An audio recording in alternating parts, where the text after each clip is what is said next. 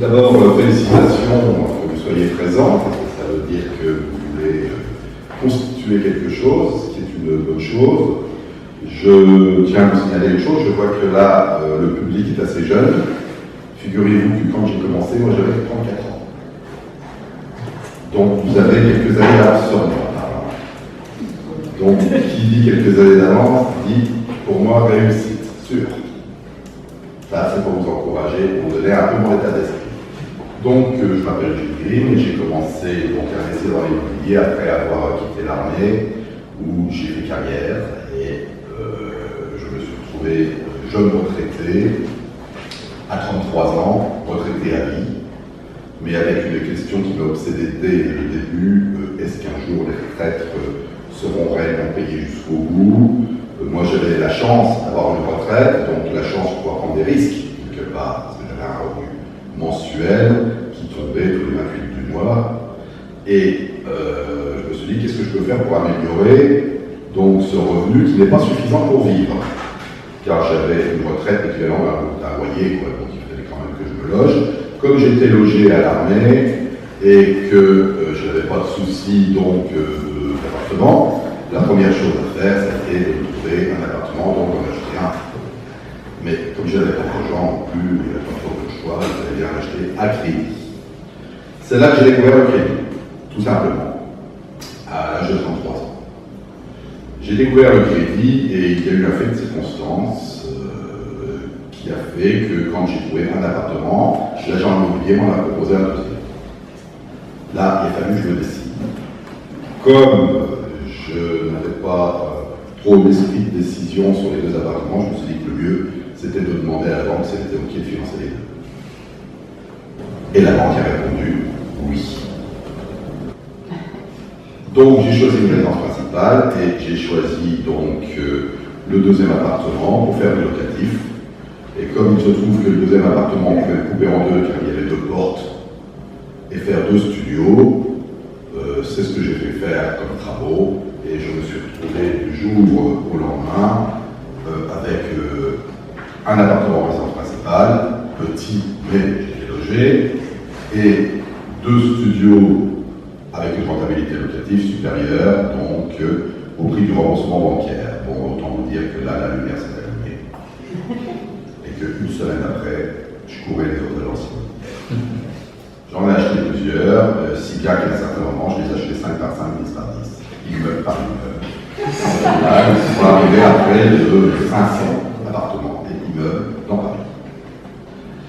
J'ai décidé d'arrêter pour consacrer donc maintenant ma vie à arbitrer le patrimoine et plutôt à faire ce qu'il faut faire dans ces cas-là, c'est-à-dire ne pas être investi dans le même mode de projet. Il faut être un petit peu liquide aussi. C'est pas le tout d'avoir de la pierre, que vous ne pouvez pas vendre 1 mètre carré si vous avez besoin d'argent pour vendre l'appartement complet. Donc j'ai décidé de revendre quelques appartements pour être financièrement complètement indépendant. Ça a pris du temps. Mais quand on projette donc ce type d'investissement, il faut savoir que vous ne viendrez pas riche en 3 jours, ni 3 mois, ni 3 ans, minimum 10 ans. Au bout de 10 ans, vous pouvez déjà avoir un beau projet, une belle mise en place.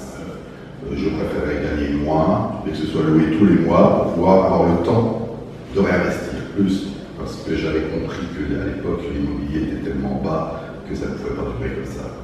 Donc il fait de la masse, et non pas du loyer, du moment que le remboursement s'effectuait normalement et que ça ne me coûtait pas, eh bien, en banco, je pouvais avancer. Quand je dis que le remboursement ne coûte pas, attention, j'ai mangé des sandwichs, il faut le savoir. Vous avez dû remarquer, ceux qui ont investi, qu'entre le calcul que l'on fait verbalement, comme ça, et le vrai calcul à la fin de l'année, le calcul fiscal, il ne reste plus grand-chose. On dit qu'on va avoir du 5% de rentabilité, en fait on arrive à 3% en final. Mais c'est pas grave, il ne faut pas trop calculer non plus, il faut avancer. Madame. Vous faites des achats sur du commercial, vous dites, vous garantissez, vous demandez une garantie sur pour celui qui vous allez louer votre local, parce que c'est un peu plus risqué peut-être.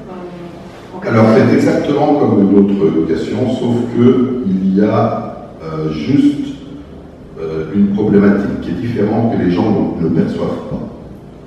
Numéro 1, vous allez louer par exemple un magasin, on va prendre un cas concret, un coiffeur. Voilà. Vous avez un local commercial, quelqu'un se présente, fait un salon de coiffure, vous dites ok je vous le loue, c'est celui qui tient la route, il a une garantie bancaire, il y a quelque chose, il fait son salon de coiffure. Donc vous prenez un mois de garantie. Bien qu'avant pour en prendre 2 mois de garantie. Bon, c'est pas avec le mois de garantie que vous allez vous enrichir, c'est juste une sécurité qui ne sert à rien de toute façon. Parce que s'il arrête de payer, vous allez être obligé de suivre la règle, c'est-à-dire d'envoyer une lettre recommandée, d'attendre 2 mois, de prendre un huissier, de prendre un avocat, quoi, ça dure 6 mois. Le drame dans le local commercial, c'est que celui qui ne fonctionne pas, on ne peut pas mettre un autre coiffeur à la place, il ne fonctionnera pas non plus. Donc il va falloir trouver une activité qui soit compatible avec le passage dans la rue, avec déjà les activités présentes, etc.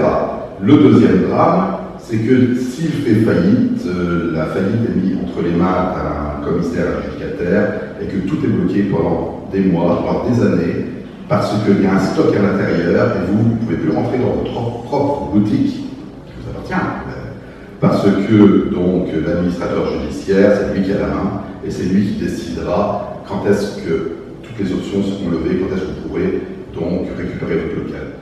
Et là, monsieur. Si tu devrais tout recommencer aujourd'hui en question de marché actuel, quelle stratégie tu utiliserais? Ah, si je devais tout recommencer, déjà je pourrais le faire du jour au lendemain parce que j'ai l'état d'esprit, numéro 1.